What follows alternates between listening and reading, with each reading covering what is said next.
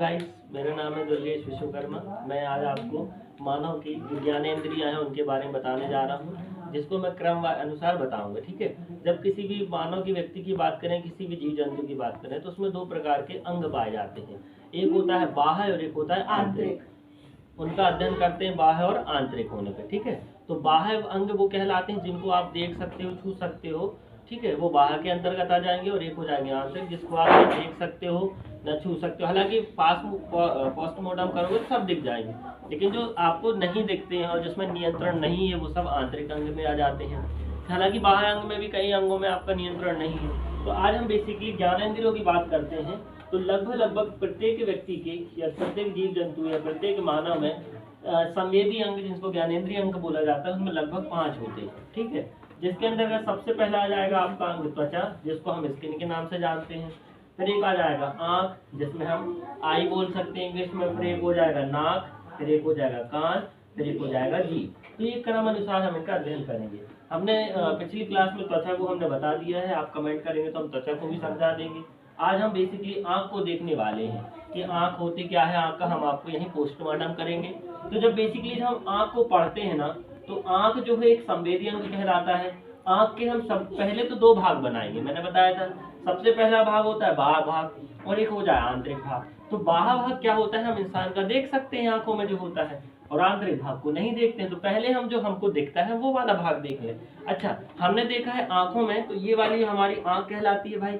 ये ऊपर एक शटर होता है जो कचरा वचड़ा साफ करने का काम आता है, और ये इसको बोलते हैं पूरे इस भाग को आई। और ऊपर रहता आई का ब्रो, मतलब आंखों का भाई, जिसको बोला जाता है आई ब्रो। कुछ ये इनका बेसिकली हमारी आंखों में कोई यूज नहीं होता है, लेकिन फिर भी महिलाएं सौंदर्य के रूप में इनका उपयोग करती हैं, ये ऊपर वाले भागों को। और एक तो इसको आंख का शटर बोला जाता है, जो हमारी आंखों के ऊपर कचरा वगैरह लगता है उसको साफ करने का काम। तो आप देखिए, जब हम आंखों के अध्ययन करते हैं तो सबसे पहले हम आंखों में देखेंगे हमारी पुतली को। पुतली को देखेंगे, जो हमारे यहाँ पे काला कलर का एक सबसे पहले एक डार्क सर्कल है। ठीक है, उसको बोला जाएगा पुतली। जो उसके डार्क सर्कल के अंदर रहेगा एक व्हाइट बिंदु रहेगा, एक छोटा सा, उसको बोला जाता है पुतली। फिर ये वाला जो काला भाग रहता है हमारी आंखों में, सबकी आंखों में रहता है, उसको बोला जाता है आइरिस। ठीक है। ये क्षेत्र के और अनुवांशिकता के आधार पर इसके कलर भिन्न भिन्न होते हैं। ठीक है, भिन्न भिन्न होते हैं, जिसमें अपन देखते हैं 3 कलर के कलर सामान्यतः पाए जाते हैं। पहला होता है ब्लैक, ब्राउन और ब्लू। ये लगभग सामान्य तौर पर प्रत्येक मानव में ब्लैक कलर की ये सब चाय पाई जाती है भौगोलिक संरचना के आधार पर। फिर होता है ब्राउन और ब्लू। जब ये तो इसके 3 कलर हो सकते हैं। ठीक है, और ये अनुवांशिकता के आधार पर होती है। हमने पुतली को देखा, आइरिस को देखा। इसके बाद हम देखते हैं स्क्लेरा, जो हमारी आंखों का सफेद कलर का भाग है। ये पूरा, चाहे ऊपर हो नीचे हो, तो इस भाग को बोला जाता है वैज्ञानिक भाषा में स्क्लेरा बोलते हैं। ठीक है। फिर इसके बाद आ जाता है एक, इसके अंदर ही होगा एक कंजक्टिवा। क्या होता है? कंजक्टिवा, जिसमें हमारी वो छोटी छोटी नसें उभर के आ जाती हैं। और एक होता है क्रोइड। क्या होता है? क्रोइड, जो कंजक्टिवा के बिल्कुल जस्ट बाजू से चिपका हुआ रहता है, ताकि वो अंदर मैसेज पहुंचाने का काम करता है। तो ये हमारे बाह्य भाग के अंतर्गत इतने पार्ट थे। तो हमने देखा पुतली, आइरिस, स्क्लेरा, कंजक्टिवा, क्रोइड, और एक हो गया कॉर्निया। क्या होता है ये? कॉर्निया। कॉर्निया को अपन आंतरिक भाग में भी देखते हैं और बाह्य भाग में देखेंगे। तो अब देखते हैं, ये वाला पूरा हमारा बाह्य हो गया। जब इसके अंदर हम चलेंगे तो इसको, ये बेसिकली हमारी आंखों का आंतरिक भाग है। तो आंखों की संरचना अंदर से कुछ ऐसी होती है। और ये वाला हमने जो पार्ट उठाया, ये जो यहाँ बिंदु दिख रही है, ये हमने बाह्य भाग में पढ़ चुके थे। जब हम ये बाह्य भाग को इससे अलग करते हैं, तो हमको सबसे पहले एक जेल मिलता है आंखों में। जब अध्ययन करेंगे तो उस जेल को नाम रखा गया है एक्वस ह्यूमरस। क्या रखा है? Aqueous humerus. ये इस प्रकार का जेल है, ताकि ये हमारा बाजू में लेंस दिख रहा है, आपको लाल कलर का ये लेंस दिख रहा है, ये लेंस है। ये लेंस को सुरक्षित करने का काम करती है। जब हम आंखों को दबाते हैं तो वो जेल जो होता है उसको स्ट्रेचेबल बना लेता है। आंखों खोलते हैं तो ये इसी फ्लेक्सिबिलिटी लाता है। फिर इसके बाद ये जो गोल सर्कल देख रहा है, ये आपका लेंस है।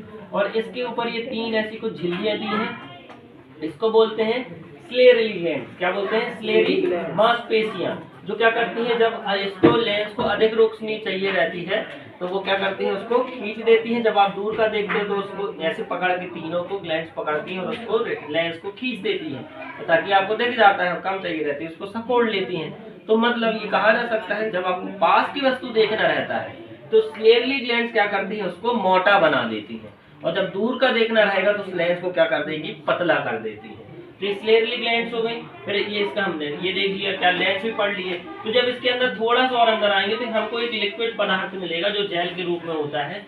इस पदार्थ को बोला जाता है विट्रस ह्यूमरस। क्या बोलते हैं, विट्रस। जब हम आंखों को ऐसे दबाएंगे तो थोड़ी एक हद तक दब जाती है, क्योंकि भाई इसको सुरक्षित करना है। आंखों को क्या करना है, यहाँ पे रेटिना है जिसको अपन गैलरी बोल सकते हैं। भैया आंखों में फोटो कहाँ बनती है, गैलरी के अंदर, इसको हम गैलरी बोल सकते हैं।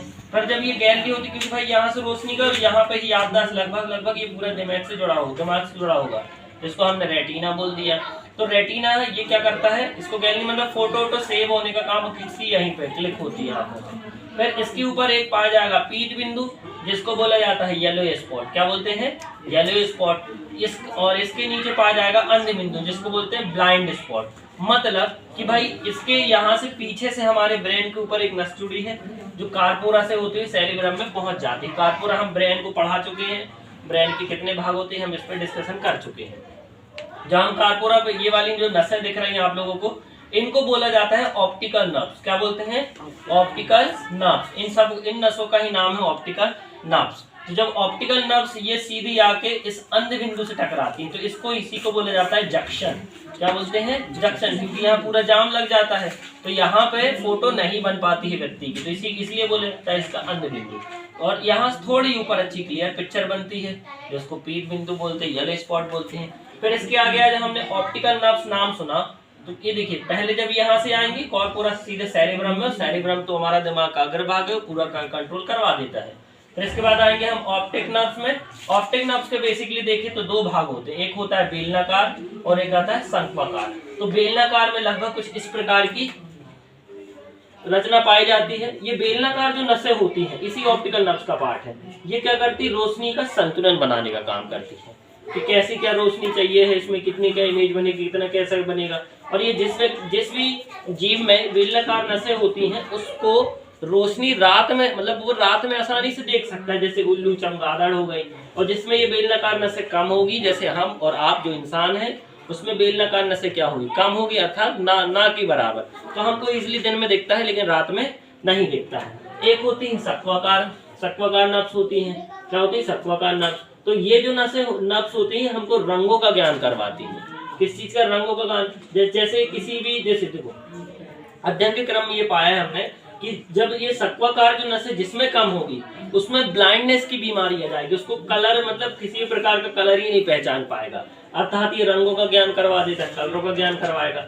जिस भी जीव में लाल और जैसे मान लीजिए ये रंग जो शक्वाकार होती हैं, विभिन्न प्रकार के रंग होते हैं, अगर उनमें ये थोड़ी सी कम होगी तो उनको लाल और हरा कलर नहीं दिखाई देता है। इस प्रकार की बीमारी को बोलते हैं डाल्टोनिज्म। क्या बोलेंगे, डाल्टोनिज्म। और जिसमें ये अगर ये शक्वाकार नसें थोड़ी सी भी प्रभावित होंगी, मतलब थोड़ी सी ना सब प्रभावित हो जाएंगी, तो उस व्यक्ति को उसको कलरों का ज्ञान ही नहीं होगा, अर्थात वो देख ही नहीं पाएगा अंदर कलरों का, थोड़ा सा उनको बिल्कुल भी ज्ञान नॉलेज नहीं हो पाएगा कौन सा कलर क्या है। तो इस चीजों को बोलते हैं कलर ब्लाइंडनेस। ठीक है।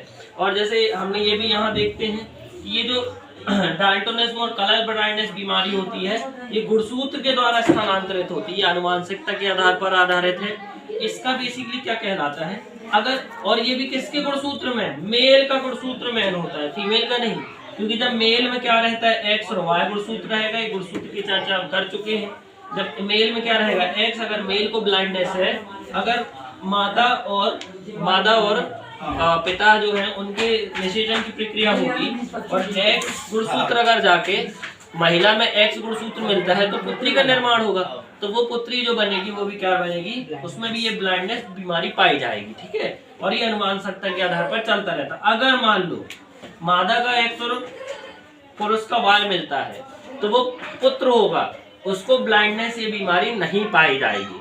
ये गुणसूत्र केवल एक्स को प्रभावित करता है। ठीक है। और जब ये सामान्य सा क्वेश्चन कहीं भी आ जाता है कि नेत्रदान के समय हमारी आंखों का कौन सा भाग दान किया जाता है, तो कॉर्निया जो है नेत्रदान के भाग हमारा, वो भाग दान किया जाता है। ठीक है। और ये जो इमेज है, ये वाला चित्र यहाँ पे स्लेवरी ग्लैंड से 3 हम इस पे चर्चा कर चुके हैं।